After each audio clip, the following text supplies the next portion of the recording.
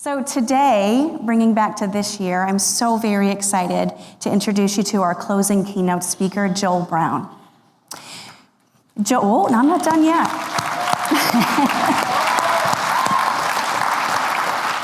I think we all know and love Joel. Joel is a respiratory therapist. He's the current section chair of the Leadership and Management section, a member of the AARC Board of Directors, and I'm delighted to call him my personal friend. During Joel's keynote, he's going to share with you his incredible journey from respiratory therapist to senior hospital administrator, entrepreneur, and now CEO of his own company. He's going to discuss with you professional opportunities for you, the respiratory therapist. Whether it's your dream to be an APRT at the bedside, hospital president, business owner, or entrepreneur yourself, I am confident Joel will inspire you with his message talking about breaking the glass ceiling. Come on out, Joel.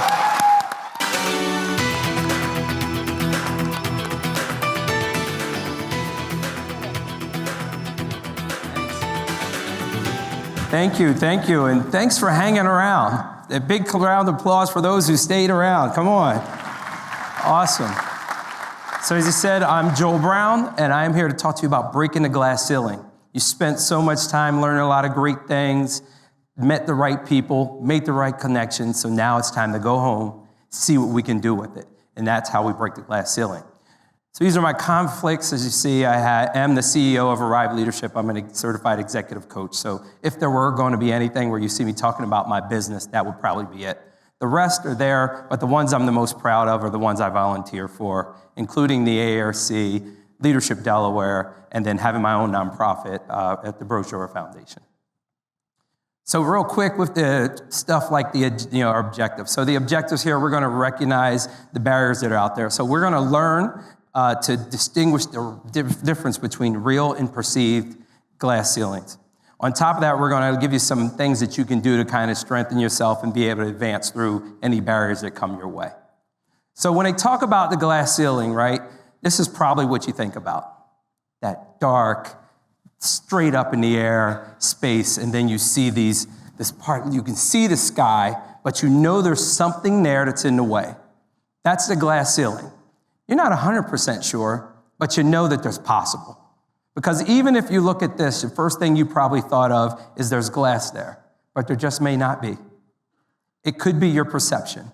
So breaking the glass ceiling is part of it is just figuring out if it's truly, truly there first. And then after you do, figuring out how to overcome it. So we'll just do one thing of definitions here, just so you know it's an invisible barrier or an obstacle that prevents individuals from advancing to higher positions in their careers despite possessing the necessary qualifications and skills. There are multiple things that people will pick as their glass ceiling, but I picked out kind of the 5 that impact me over my career. So that's stereotypes and role perception. What I do, can I do something different? The next one is a lack of mentorship and support. Can I find someone to actually help me? The next one is educational requirements. Do I have the job, the education that requires it? Diversity. Is there somebody like me that would be there that would make me feel like I'm welcomed? And then the last is limited opportunities for growth. So I'll start off by just telling you my story because then it will lead to the beginning because some of you may not know. So the way it starts off is I am from West Philadelphia. All right, wait, let me see something here. Bring us here. All right, y'all didn't get it all the way, so I figured I'd do this. All right, let's try it again. And everybody participate this time. Ready? And if you know the rest of the song, continue, right? West Philadelphia. Oh, wait, all right. That's enough. Because I will get up here and y'all will see me Cabbage Patch and all that other stuff. So yeah, West Philadelphia. Born and raised. I grew up in the same space Will Smith grew up. Actually, he went to high school with my sister. So rough neighborhood. The neighborhood I grew up in, they called it the bottom. For obvious reasons. Drugs. And then you got marriages. This is the 80s. Drugs, violence, all that stuff's going on. I started my life off with a glass ceiling. Because why would I be able to go beyond that when I hadn't seen anyone that ever done it? I didn't know anyone that ever had done it, probably clear until I was in high school. So I was wondering, like, how do I get there? Why am I, how do I move forward? So I had to make a decision because I was an athlete and I was pretty smart, but I didn't have great grades in high school. And this is the kind of smart I was. I was just smart that said, all right, so apparently if I take the test, I get an A, the homework's worth 15%, I'll never do the homework. So I'm gonna get 85%, I got my B, I can still play sports. I was that kid, right? So what did that lead to? I was a good athlete, I wasn't a great athlete, so I got partial scholarships. And my parents could not afford me to go to college. They didn't even have a car to actually take me. So I had to make a decision. Now we're in 1990. For those trying to figure out my age, I was 2 years old at the time. But that was 1990. And I had to make a choice that either I went to Desert Storm for the war or I stayed in my neighborhood.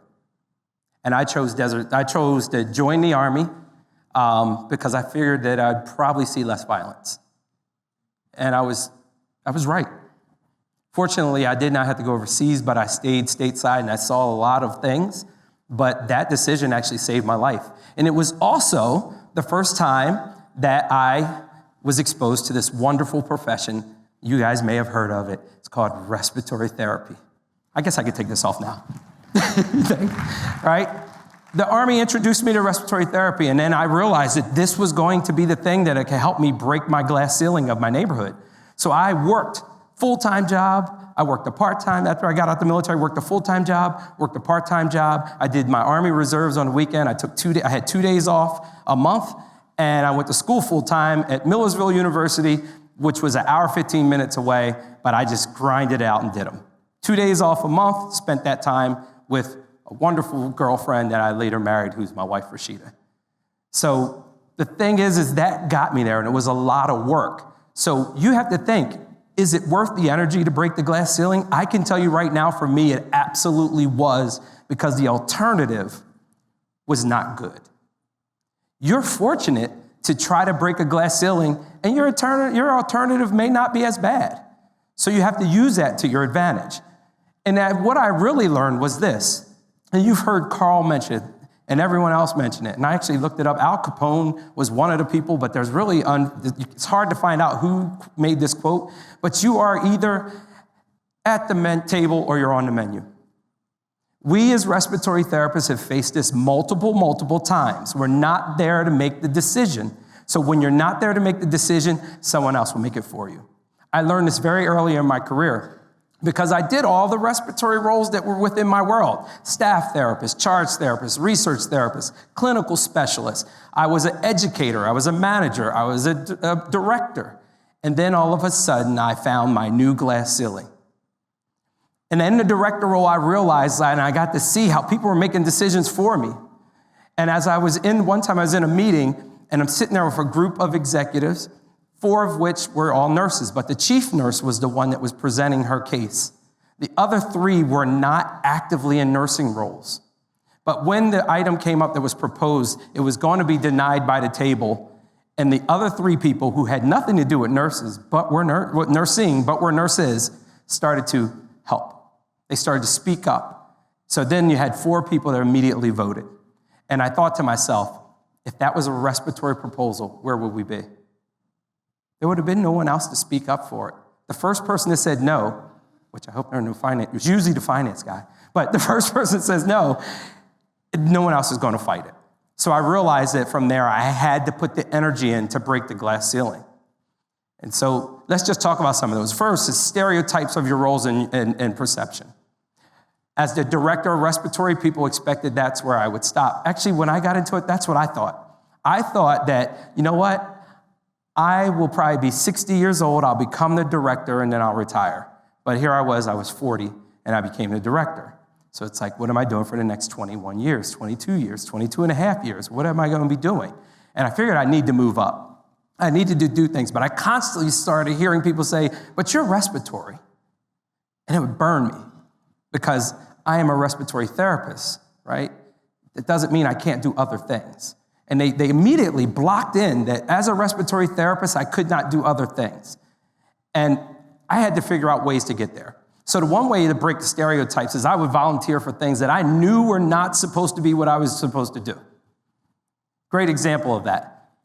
We had a big issue with that at the hospital I was working at, and we were above the baseline. So we finally got it to where we had 0.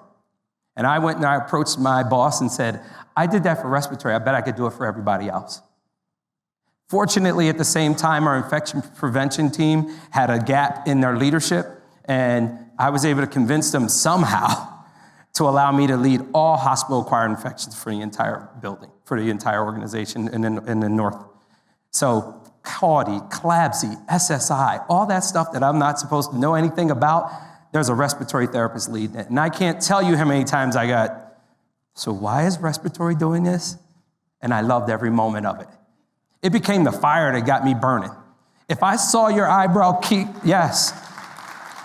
If I saw your eyebrows go and you say, why are you here? Oh, that would bring up that, like, I'm an athlete by nature. Like, that athletic competitive thing just boiled into me where I'm like, I got to get it now. And so, yeah, I've had to fight a few battles and had to, get a group to finally come over. But we ended up doing really well with that goal. But the most important thing, guess what it did? I knew that if I led that goal, that they do a report out to the executive team every month. It gave me the opportunity to sit in front of the CEO, the CFO, the COO every month and do a report out in a role that they would normally never see me. So I was able to go every month, tell them what's going on, and give them the update. And the numbers were doing well. And eventually I brought the team along. I used my team to bring along because they had the expertise. So I was putting my respiratory therapists on committees that they probably wouldn't usually be on, SSI and CAUDI and CLABSI, all those. And we end up doing really well and beating the goal. So when you have those stereotypes that are there, people are going to have that. What I'm saying is go look for the opportunity to find something's out there to show that what you do is going to matter. And I'm going to tell you why. You know why? I had this interview, and I was on a podcast, and they asked me, what's the one role? Because now I'm a CEO, I've owned 3 businesses, I have a nonprofit. They said, well, what's the one job you had that you think got you to the point of where you are now? And I think they were expecting me to say it was going to be something way like, when I was the vice president of acute medicine. And I said, when I was a charge therapist. Right? Is that not the hardest role you've ever done in your life? And I think I got 25 cents an hour extra for it. That's legit. I got 25 cents an hour. But what other role will you learn to, number one, as soon as people come in and they say, oh man, I don't want to work in NICU today, because they're working in NICU today, and then tomorrow they might be in, end of life, or then they're in PICU this day, and then next day they're in a surgical ICU. But you had to be able to talk to those folks and get them to be okay with it. So I learned how to compromise. The next thing I learned as a charge therapist, I had learned how to figure out what I should do, what I shouldn't do, and what I should teach. Because that is one of the biggest failures where folks get in. Sometimes, especially when you're a specialist and you're an expert, you want to continue to use your expertise. So you run out and do the work, and you're not teaching anybody anything, so you're going to do it again. You're not telling them, no, I can't do that, so they're not going to learn to triage what they should bring to you. But I learned how to do that as a charge therapist because I had a full assignment. It forced me to be comfortable saying, no, I'm sorry, I can't do that. You're going to have to finish it and give me a call back. Or take the time and say, if I teach this person how to do it, I probably never had to come back. And so that is a skill that is really, really important as you become a leader, and especially as you expand and get to, eventually I had a little over 900 people that were reporting to me. I could not go off and do everything. And on top of that, I was over the medical group. I am not a physician. So I couldn't do it anyway. Charge therapists taught me how to do that. The other one, lack of mentorship and support. You may have some folks that may not be thrilled as you're moving up about you breaking what is they traditionally are used to. This is not what I'm used to. I don't have the mentorship and support there. Well, I can tell you that I've even had that here, right? AARC, I'm sitting out there. I've been a member for 25 years. I started when I was 3.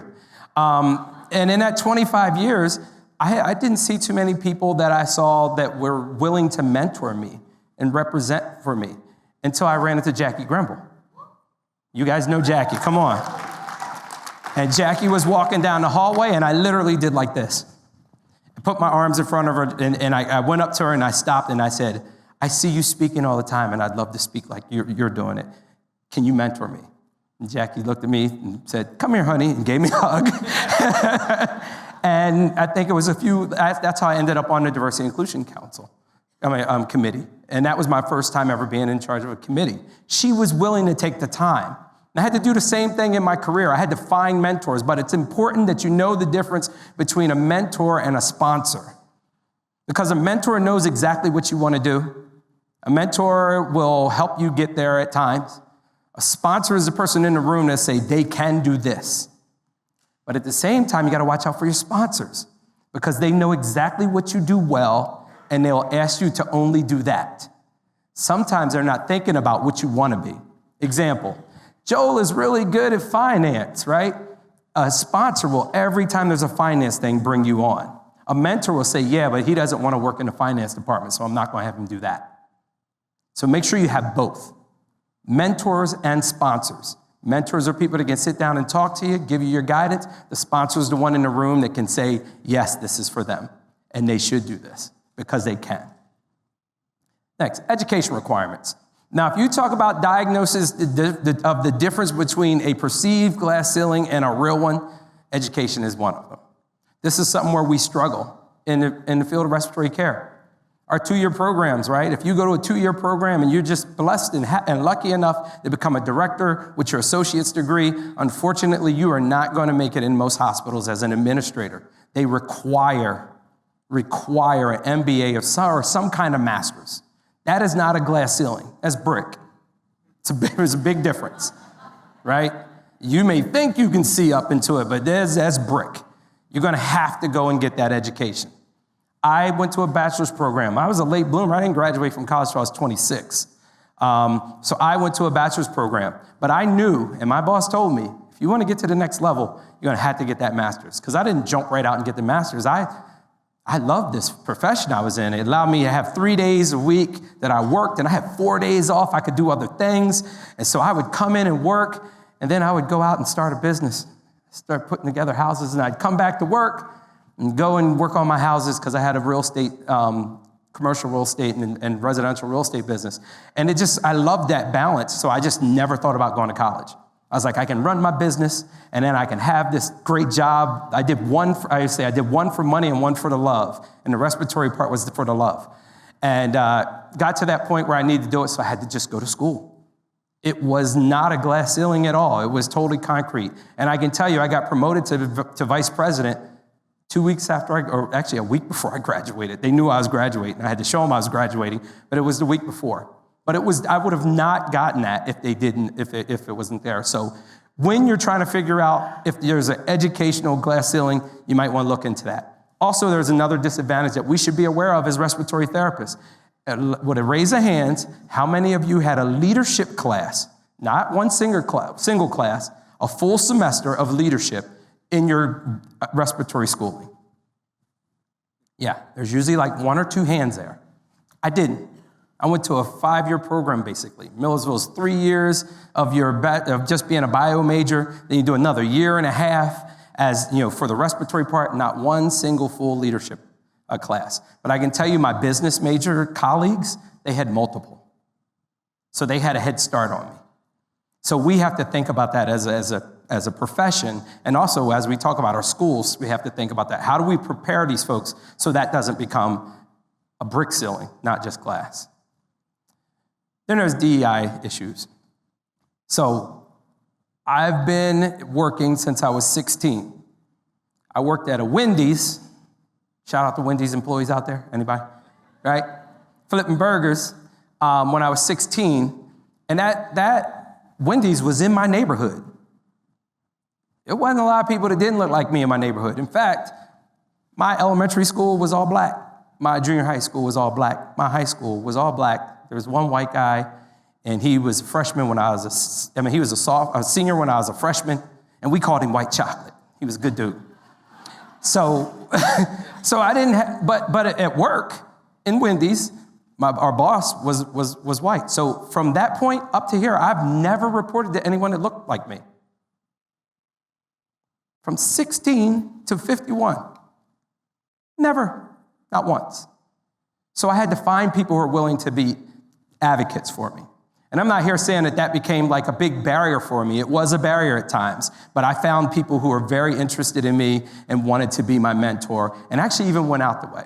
And the best way for this is if you get in this situation and this is your barrier. And remember, it's not just race. It could be your background. It could be anything. It could be the fact that you are a respiratory therapist trying to get into a role that's not traditionally respiratory. You need someone to want to at least include you and speak up for you. But I always ask for one thing. In these situations, I make sure it's mutual. You help me, and I'm going to help you work with other people like me. Because if I'm just getting you to just help me, I'm probably not helping anyone else. So I had an arrangement with one of my mentors that, hey, if you say something that doesn't sound right, or if I say something that doesn't sound right, let's help each other. We're going to both mentor each other through our diversity and our differences. And that was, very engaging for the person, and it made them actually come to me a lot. So they're out there. Limited growth opportunities. That is definitely out there. We know that this is like, what can I, as a respiratory therapist, what else can I do? And that's because we're doing this. We have the blinders on. You can and should be doing everything. I told you I had a real estate company.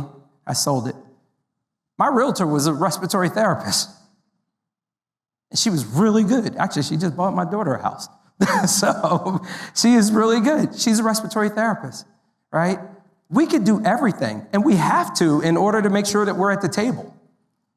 So when we sit there and we talk about CMS won't allow us to do this and we can't, well, we need respiratory therapists working in CMS. Oh, when we go to the Hill and the governors, they don't really know what we do. We need more of you to become in politics. Not me, that's not my thing. But some of you guys, you should be thinking about politics. Everywhere we're struggling, we need a respiratory therapist. So the reason why it feels like limited opportunities is because you need to expand your viewpoint of the opportunities. I love using the example of one of my employees who had an interest in finance. And so we decided, I said, you know what, you have an interest in finance? He said, yeah, this is what I'll do. I will give the finance department 0.2 of your FTEs. I'm going to just absorb them. I'm going to ask my other managers to just absorb that work. 0.2. I call him up. He's like, you're going to give it to me? Yes, I'm going to give it to you. So Paul goes out there, works for them. He's in there at least a day or two a week. Then next thing you know, he's like doing my finances and theirs. And then he got hired there. Now we have somebody behind enemy lines. No. But just imagine the power of having him at the table, right? A respiratory therapist, because that's what we are first, that just happens to work in finance. It's a wonderful thing. It's going to help us. So the growth opportunities, they're in there. And then we have some that within the clinical world. How about Mindy Conklin? Is she still in here? No, I think she left. Big shout out to her, right? Her and Dan Witt absolutely broke the barrier on growth opportunities and what you can do. And then there's folks like Gabby Davis. So Gabby, for me, when I met Gabby, she was telling me, I said, oh, so you're a respiratory therapist? You probably don't even remember this. She's sitting right up front. And I said, yeah. And I said, well, what do you do? She said, oh, I'm a counselor. And in my mind, I thought that once I left the field medicine or left under working directly with respiratory, that I didn't have a place here at the AARC. And here she was, someone who is a respiratory therapist, just happens to be a counselor, that also was still actively involved. Because when there's limited growth, nonprofit is one of the best places to go. It's called the 3 T's. You need to be able to give up your time, your talent, or your treasure. If you want to be on a nonprofit, time, talent, or treasure. Time and talent are a little bit easy. Treasure might cost you something. But time and talent are the best ways. Because of what I did, I never got to manage a big budget, right? So what I considered is I went and I got on a board for a nonprofit. And then I said, I want to be on your finance committee. So then on my resume, it said, help manage $350 million of revenue, right? There's opportunities that you can go and find if your resume is lacking that you can pick up out there in the real world, right? But just make sure that when you're using your time, you're using it right. Because time you can't get back. You're either going to spend time, waste time, or invest in time. Spend it. You don't get much back, but it's good. And if you went to my love languages thing, that's 10 time is one of those love languages. Waste time is never good because you're not getting anything from it and no one else is getting anywhere. But when you invest in your time, that means it's going to be something that comes from it.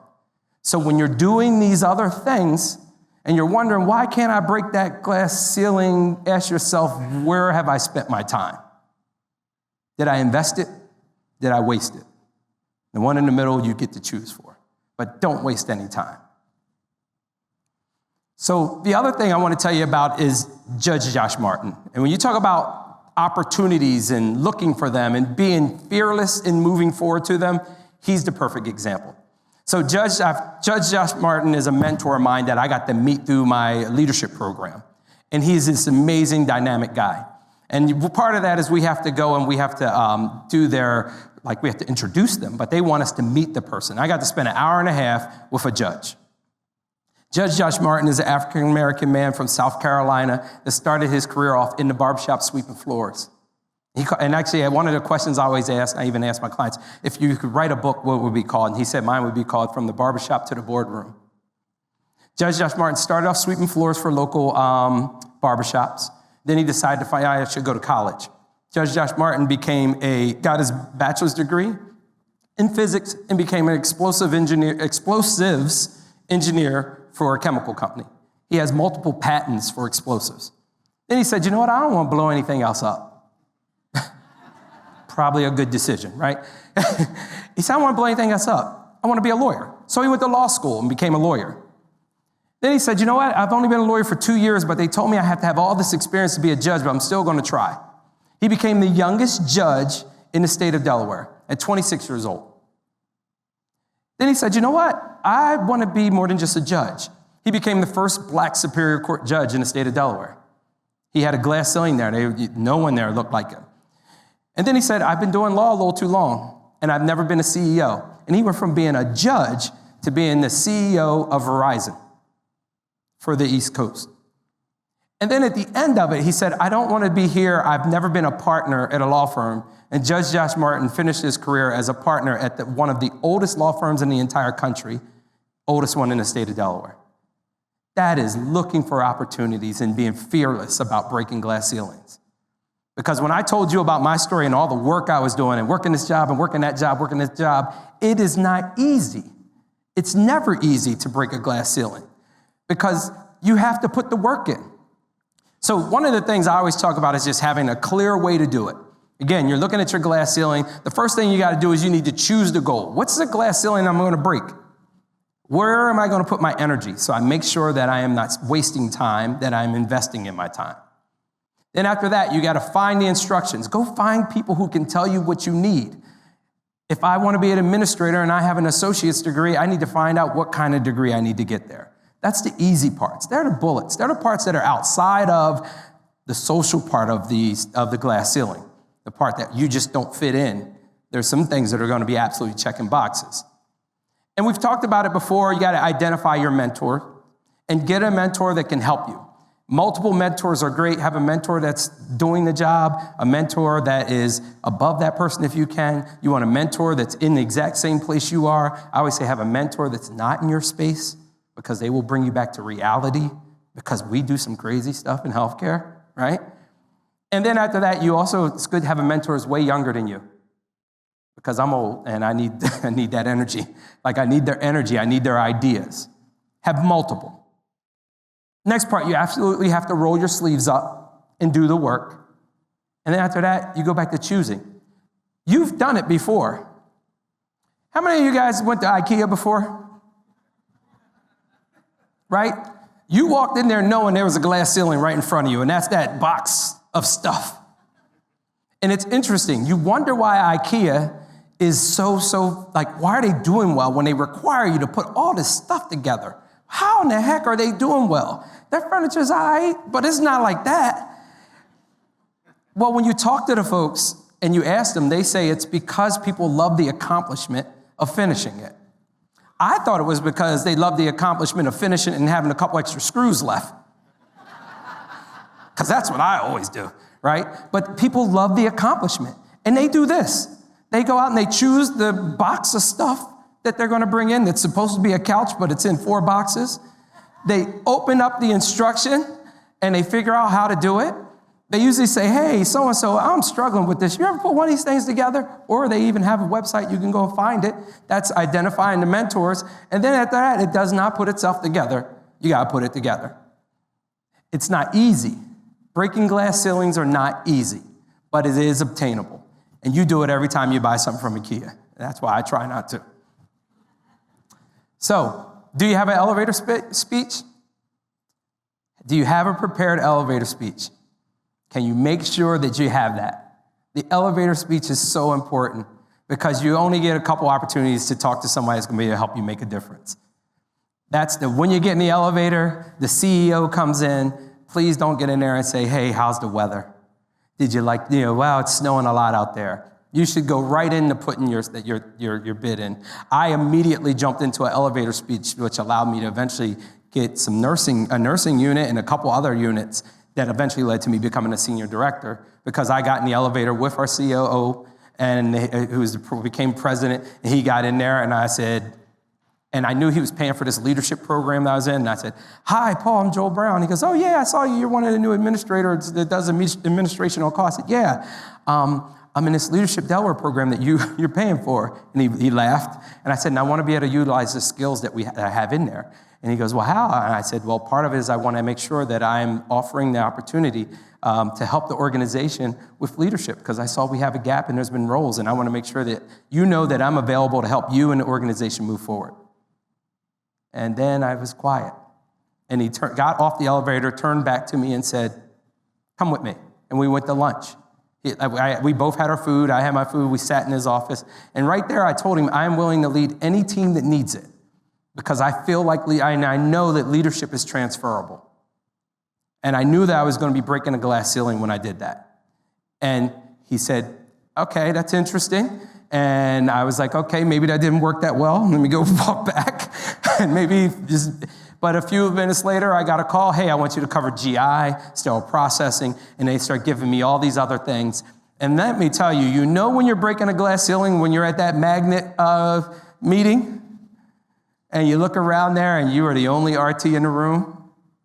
And more importantly, the magnet surveyor came, and I still remember what she said to me. She looked at my thing. She looked at it on paper. She looked up. I was one of the few guys in the room, and they had pictures, and she looked again, and she looked up, and she said, Mr. Brown, this says RRT. Was that a typo? Yes. Ceiling broke, right? I was like, no, it isn't. I'm a respiratory therapist. And she was like, oh. And she rolled right past it after that. But it was a pause, and everybody in the room was waiting for her to have a fit, and she didn't. She was like, it looks like your paperwork's great. I see you have a dotted line, all the things that they needed. So when someone tells you the glass ceiling is that you as a respiratory therapist can't cover a nursing unit, not true. I did, and did well with it. It eventually got me a promotion. So this is what you should do for your elevator pitch. You want to introduce yourself first.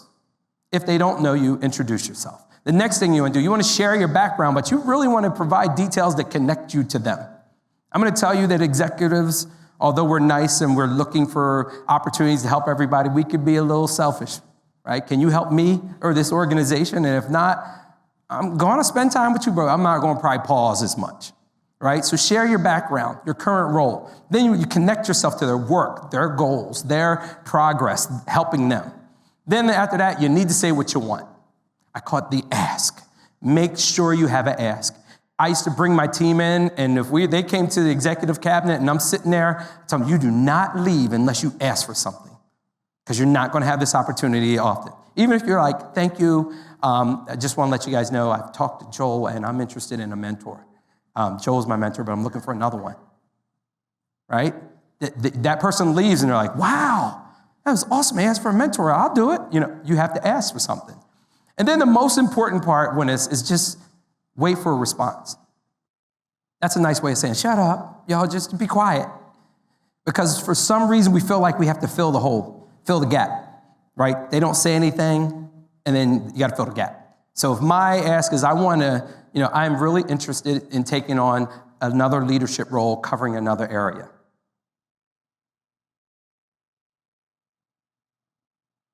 That was 5 seconds. I see some of y'all were laughing, right? It's awkward. Now, after 5 seconds, it feels a little stalkerish, so I want you to so 5 seconds is good. 10, probably get a little long in the elevator. 20, they're probably calling security. So you might want to add something in there. And you may want to say, if they say nothing is, I seem like I caught you off guard, I'm going to give you a moment to think about it, but I would like to send you an email just to follow up. Don't let them off the hook, right? So have your elevator pitch ready. Rehearse it in the mirror. Do it over and over again. One of the tools I use in my executive coaching world is I tell people to rehearse things to themselves. Listen to it. Tell yourself what you liked about it. Keep that, and then try again. Because guess what everybody does? They will do it, and even if they're doing it for someone, they let them tell them all the things they didn't like, and then that's what you think about. I don't want you to think about the things you didn't like about it. I want you to pick, I did it for so-and-so. What did you like? And they'll try to go, well, I didn't. No, what did you like? I like that you said this. I'm going to keep that part. Try it again. And you keep doing it until you get there. So I'm trying to, I don't want to make this sound like it's just this easy task to go out there and break these big glass ceilings. But what if they say no? So what if they say no? I can tell you right now that I've heard no a whole lot when it came to my profession. I call it being denied. What if you're denied? You're denied the opportunity. I've been denied the opportunity multiple times. But if you've never been denied, you should be starting to think about like, all right, have I really put the energy in? Everything I did just automatically happened? Did I put the energy? My favorite story with this is my best friend. And when I say best friend, me and this guy, when I was a medic, he worked in the hospital. We've known each other forever, both in the military. He was the best man at my wedding. I was the best man in his. He ended up marrying my wife's cousin. They met at our wedding, so we're even cousins now, right? Best friend. This guy has the tenacity that no one has ever seen. Actually, right when I was on my way here, I texted him from the plane because he would call me. He knew my role. He knows I'm, he's like, Joel, I'm about to apply for this job. Okay, let's talk about it. And he would go over the interview. Call back later. Did you get it? Nope, they denied me. Joel, man, I just found this new job. All right, man, let's talk about it. Blah, blah, blah. Okay, so you're going to do this? All right, now what did you learn from the last time? I learned this. 2 weeks later. You get the job? Nope. Joel, I'm in the car like, oh my goodness. But he taught me tenacity. You know how many jobs he applied for? 17 jobs, and he got no 16 times. So the reason his glass ceiling was this, I call him Mo. His name's Morris. Mo, he started off as a chemical operator for a pharmaceutical company. The chemical operators are the people who are actually making the drugs. And they would allow him to move on in there, but they told him about a glass ceiling that chemical operators do not make it beyond that. You do not get out of the plant. You end up staying there. No one has transitioned from the plant into the administrative office. No one. The jobs he were applying for were jobs that it was partial administration at the plant, but you also spent time at the administrative office. But those jobs were primarily coined for new grads that they wanted to let them see what the workers do. He kept applying. They would interview him, give him feedback. He went and got his degree. He did this, he did that. And it got to a point where they could not. He called me the last time and said, I'm apply again. I said, if they tell you no this time, I'm coming in there and I'm getting your badge and we're burning it. You're getting out of there. But he calls me the next time, and this was just this year, and he said, I got the job. And I said, well, what changed? He said, they realized how much I wanted it. They were willing to break their mold and not hire a new grad this year and put me in the role. Because eventually, if you keep going at it, you'll be seen. So it could be, if you just change, it could be, so what? If they say no at that point. If you get denied, so what? If you get denied, that means you're trying. That means you're going and you're pushing outside of your box there. You're going for something that's not normal. So what if they say no? Just continue to keep going and going at it. If you get denied, look for what can I do better? How do I get there? And then get right back at it. Do you have the mentors? Did you have the right instructions? And a big part was the third bullet. Have you done the work? Everybody's heard the 10,000 hours rule, right? You do something for 10,000 hours, you become an expert. To me, that speaks more to how hard it is to become an expert at something, how hard it is to become proficient. Breaking glass ceilings don't just happen overnight. You got to put the work in and be willing to do it to get into the next out of your situation. So as I conclude, I will tell you this, that the glass ceiling can be real, but it's often self-imposed. It's your responsibility to know the difference. You have to know what's the difference between the real glass ceiling that's breakable and something that's brick that you're not going to get through. While you're trying to get there, the things you should think about are just like you would if I was going to do, like I actually said, I'd have loved to do something like Gallagher and be here and break glass, but they wouldn't allow me to do that, right? But think about it. If I were going to do that, first thing I would do is look and see how thick is the glass ceiling. Like, is it there first? I need to identify. Is it there? Is it there? And if it's there, how thick is it? How much energy am I going to have to put into breaking this glass ceiling, right? That's the part about finding out. The next part is I would have to wear some kind of protection. Goggles, a helmet, something to make sure I don't cut myself up, right? That's your mentors, the people that will help you. Then the last part about it's not going to break itself. I got to get the hammer out and swing at it and bat it down. And once that happens, that's when it fully breaks. And then I know it's for me. So glass ceilings to break that for me were the stereotypes, were the role perceptions, were the lack of mentorship and support, education requirements, DEI, and limited opportunities. Make sure you have your elevator pitch, because if you want to break a glass ceiling, you have to do that. Those jobs that are available for you are available for you. The glass ceiling ones are not, and you have to talk and make sure people know that you are qualified. Failure is not an option. You cannot quit because I was told this once and now, okay, I'm never doing it again. I truly believe that you either win, you learn, or you choose to lose. Losing is a choice. Because if you don't win or learn, then you chose. You chose to just lose. So when you go into something and it doesn't go there, take a moment, say, hey, either I got to the goal or I need to stop and figure out how to do that. You're talking to, I'm a respiratory therapist that has an investment firm. You think I just learned that by myself? I failed at it a couple times too. So I had to choose to learn from it instead of taking the loss and the financial loss, but that's better now. But I had to choose, right? So it's a choice. And last but not least, as respiratory therapists, it is so important that we see ourselves in everything. We see a respiratory therapist role in everything. And we have to make sure that when a respiratory therapist decides to do something different, that we don't say things like, they're no longer in respiratory. Right? Some of us are guilty of that. Oh, you don't work in a hospital? Oh, they're no longer in respiratory. I was at a conference in Vermont, New Hampshire, and one of the therapists came up to me, and I said, how are you doing? He goes, oh, I'm not in respiratory anymore. And I said, what do you mean by that? And I pulled him to the side, and we had a long conversation because he was in lean processing. And I'm like, do you know how many lean processing departments are being pushed on respiratory therapists right now? Do you know how valuable you are? You're probably the most valuable person in that entire hospital because everybody's pushing lean. I do it, right? Everybody's pushing lean. But if you have a lean Six Sigma, he's a black belt in their continuous improvement department, and and he's absolutely a respiratory therapist, how much value, he adds so much value. Because when they're trying to push certain techniques, which I know some of them do not work in our space, he's going to be able to say, no, that actually won't work for respiratory. So he's at the table for us. And all I ask is when you get done from here, you had a fabulous conference, you got to meet right people, you got to hear great conversations, and we even pointed out individuals that you can go to for mentorship. Okay? I'm asking that when you leave from here, you go back home and get at the table. Thank you.